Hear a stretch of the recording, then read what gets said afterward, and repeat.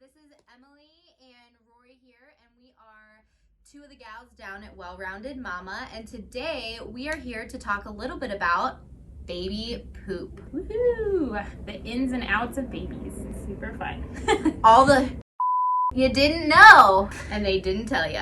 This is one of the biggest questions as the lactation professional down here that I get is, what is normal? How do we know? How do I know my baby's getting enough? And baby poop is one of the big clues to whether or not your kiddo is getting enough food. And typically, as one of the student midwives here and as a midwife here, when you have a home birth with us, we leave you with a little bit of discharge instructions.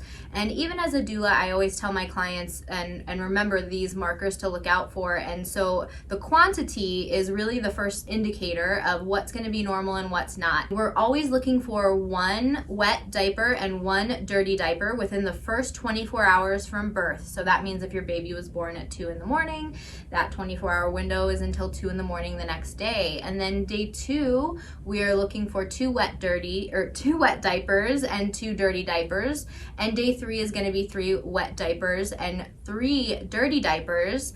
And typically by the end of the week, by day 7, you're going to have about 4 to 6 dirties and a minimum of 6 wet diapers. And that all corresponds with, if we're breastfeeding our baby, how much their stomach is starting to grow as we are feeding more and as our milk is coming in. So if it does take a little bit longer for your milk to come in, if you're closer to the maybe 5 days that your milk really sort of comes in, at that point is when we really expect those diapers to pick up by kind of the latest. If your milk comes in by day 3, then we're gonna expect to see lots of wet and dirty diapers by then. What I'll sometimes see is parents are meeting those markers early on, and then towards day 3 or day 4, we might not be getting those dirty diapers. What are the markers that we're looking for if something's not going right? The biggest thing is that you want to make sure baby is actually transferring milk. They could be sitting on the breast, they could be coming on for that 20-30 minutes that we're expecting, and then they come off and they're falling asleep and you think things are going well, but if they're not actually pulling out milk from mom,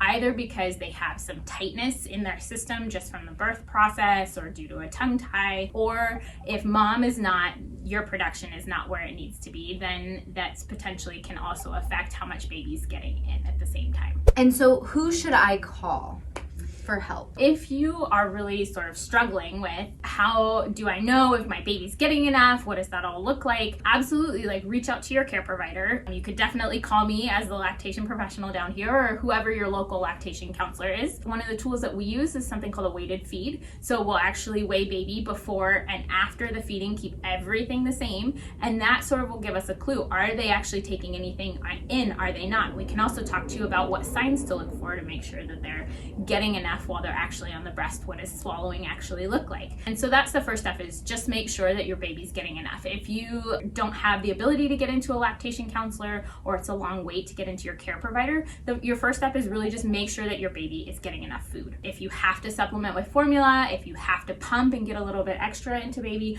all of those are good things just to make sure that that baby is getting fed. When we are feeling like baby is getting enough and we're looking at meeting those markers for the dirty diapers, talk to me a little bit about what color is normal when it comes to baby poop. For sure. So this is another big question that I get often. What does this color mean? What does this foaminess mean? What's going on in my baby's poop? So when your baby first comes out, inside of their system, as they've been sort of in utero, they have this very sticky, black, tarry meconium. And that's the first thing that's gonna come out. And generally that'll come out whether or not they're getting enough to eat. We usually expect that to be maybe the first 1 to 3 days of life that they're having those meconium, tarry, sticky diapers. And then as they start to get more of that breast milk into their system or formula, it's gonna change the color of what's kind of coming out. And so we look for this sort of transition poop, maybe from somewhere in the first day to the 5th day, where it's this kind of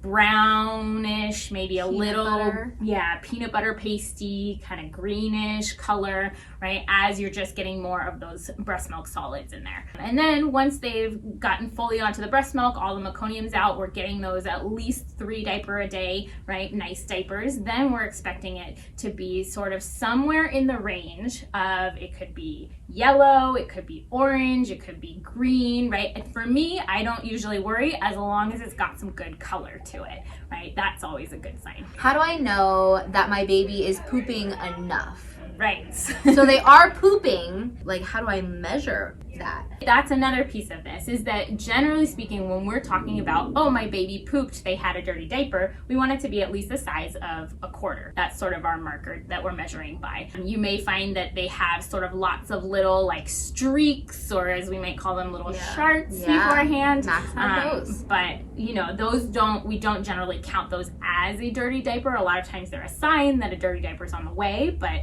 usually those ones don't count. So we're looking for a nice good sized diaper. And usually whenever a baby poops, they also pee. So that generally counts as sort of one in the same, just in case you were kind of concerned that like, I'm just seeing poop, but I haven't seen pee today. It's probably just like us as adults, right? For sure. When we have bowel movement, we generally urinate also. So. And how long should I keep track of these things for? This is another big thing, right? I go into, you are so tired after you just first have a baby, and it's really hard to remember what happened even a few hours ago. Yeah. So I'm really a big fan of having some sort of app or a piece of paper even that you are just tracking how many diapers, how many times is baby coming to the breast, how long are those feedings, like what does that look like? Just because that can give you a good picture in case you think everything is going well. You go into the pediatrician or your midwife and they go, so your baby is not putting on any weight, right? And that way you can kind of see like, maybe they weren't really having enough diapers, or maybe we weren't getting in quite enough feedings. Having that tracking means that you just don't have to keep that in your memory when you have so many other new things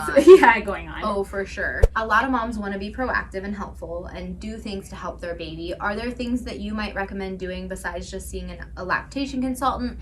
If I felt like I was needing help with breastfeeding and I wanted to do a waiting feed, what are some other things that we can do to help babies have good poops? One of the things that often happens with the birth process, especially if we have something that's a little complicated, is that just babies end up a little bit extra tight. They don't have a ton of muscles like we do as an adult, and then when they're getting sort of squeezed and pushed out of these birth canals and stuff, it can really sort of mess with all of those muscles that are in there.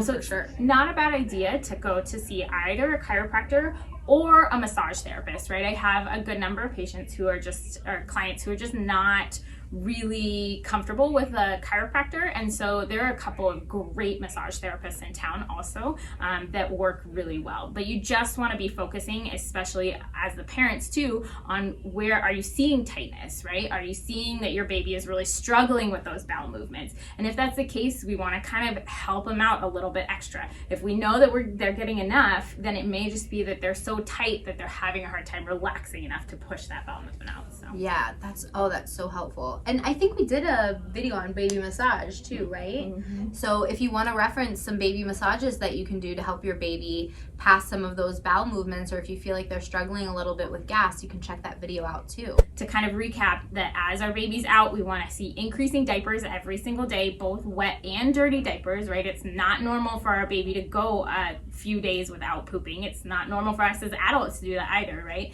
So we just want to make sure that we're getting those consistent diapers, that they're increasing, that the color is changing, that they are really sort of meeting all those other milestones and markers that let us know that they are getting enough food. Thanks so much for joining us, guys. We hope you enjoyed this video. Subscribe, share, and hit the follow button where the ding ding ding bell is in the corner. You can check us out every Tuesday, and we hope to see you at Well Rounded Momma if you and your family are here in Las Vegas. Bye. We hoped you learned some shit today. Or do you say it? Since I said the intro, you do the outro. Oh, I'm so terrible at this. Yeah. So, how do I know? Oh, I totally lost my thought. That's okay.